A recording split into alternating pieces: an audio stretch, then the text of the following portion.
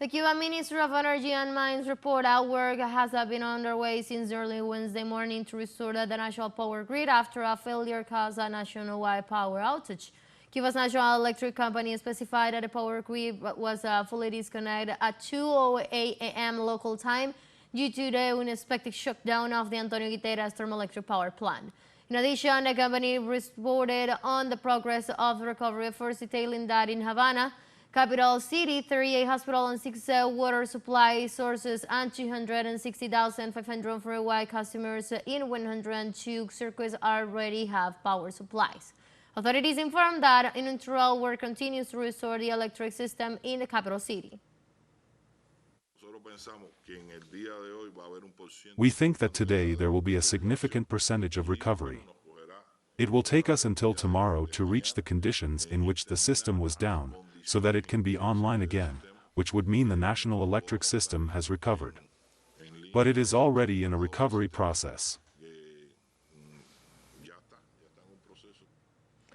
The Venezuelan National Electoral Commission began on Wednesday the campaign for the election of communal justices of the peace that will be held until December 13.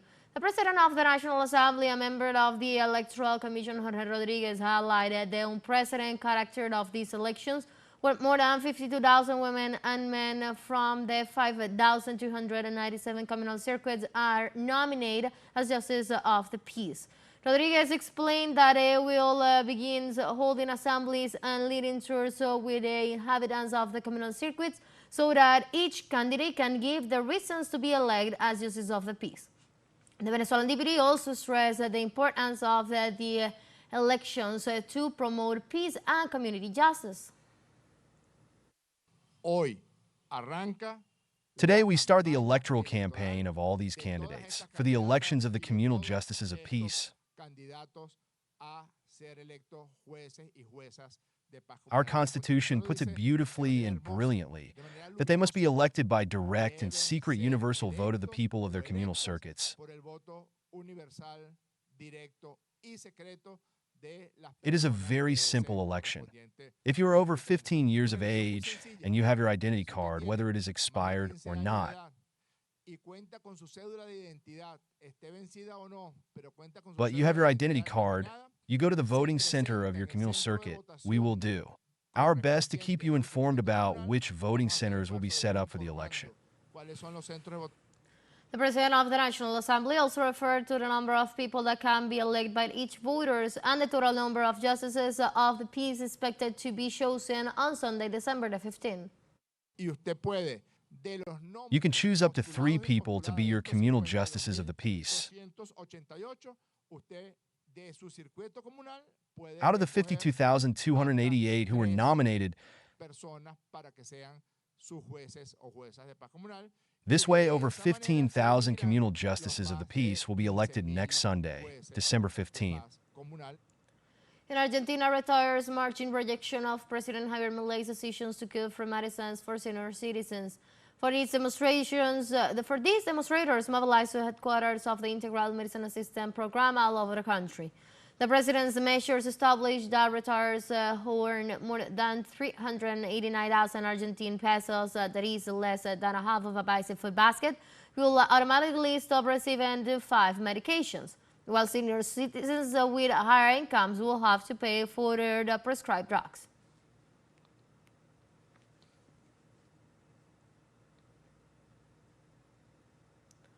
Also, the government of Argentina announced that foreigners are going to be charged for medical care and university education with the promotion of reforms to the migratory regime.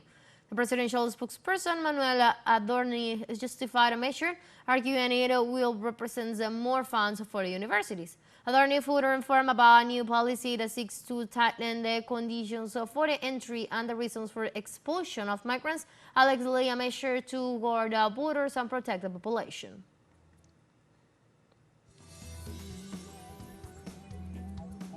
Let's take a very short break, but remember, you can now join us on our TikTok account as teleSUR English, where you'll be able to see news in different formats, news updates, and more. Stay tuned for more news.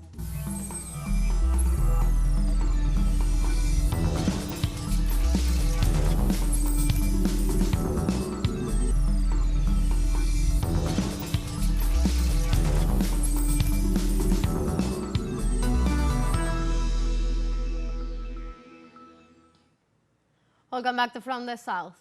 French Prime Minister Michael Barnier was voted out by Parliament after losing the non-confidence vote, worsening the country's political and economic turmoil. The decision comes after Prime Minister Barnier's decisions to restore to the controversial Article 49.3 of the Constitution to approve the 2025 budget, which allow bills to be approved without a parliamentary vote, was met negatively by both far and right-wing parties. The National Assembly held a debate on Wednesday to vote on two motions of censure, one tabled by left-wing party New People's Front and the other by Marine Le Pen's far-right National Rally Party.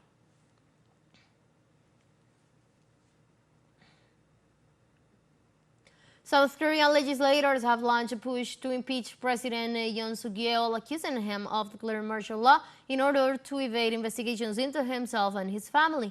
In an early Thursday morning session local time, lawmakers present the impeachment motion to Parliament.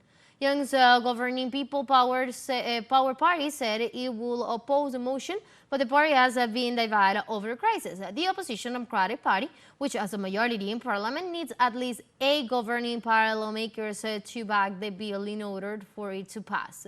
Under South Korea's constitution, impeachments request a 2/3 majority in the 300-member National Assembly. The Democratic Party currently holds 176 in Parliament. A vote could take place as soon as Friday. In this context, several senior officials have offered their resignations in the wake of the bundle events, including Presidential Chief of Staff Shin Jin-suk, National Secretary Advisor Shin Won-sik, and Presidential Chief of Staff for Policy Sung Tae-yong. The Korean Confederation of Trade Unions, one of the country's largest labor organizations, had a call for a strike until the president's resignation. If the National Assembly does agree to impeach, Young will be temporarily stripped of his presidential authority while the Constitutional Court considers his fate. Young will be the second Korean president to be held impeached since the mass protests that led to the impeachment of former President Park Geun-hye in 2017.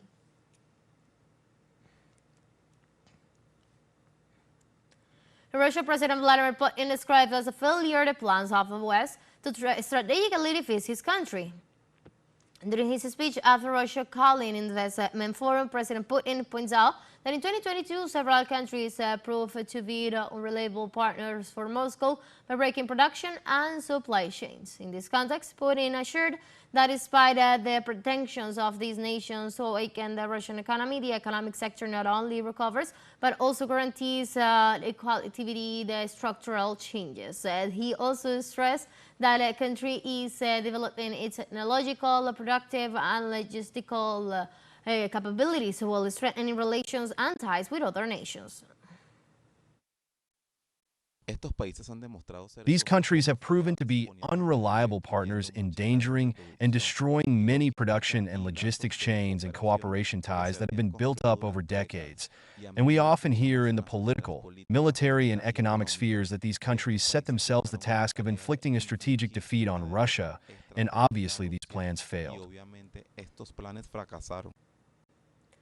The government of Luxembourg rejected Ukraine's accession to the North Atlantic Treaty Organization, joining the countries that do not approve it.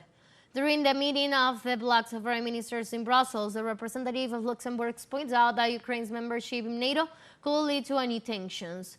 Meanwhile, Ukraine stated in a communique that it will not accept any alternative or the substitute for the country's full membership in the bloc. Kiev can only be accepted into the military alliance if all 32 countries' member states agreed, but Kiev has 8 nations against it.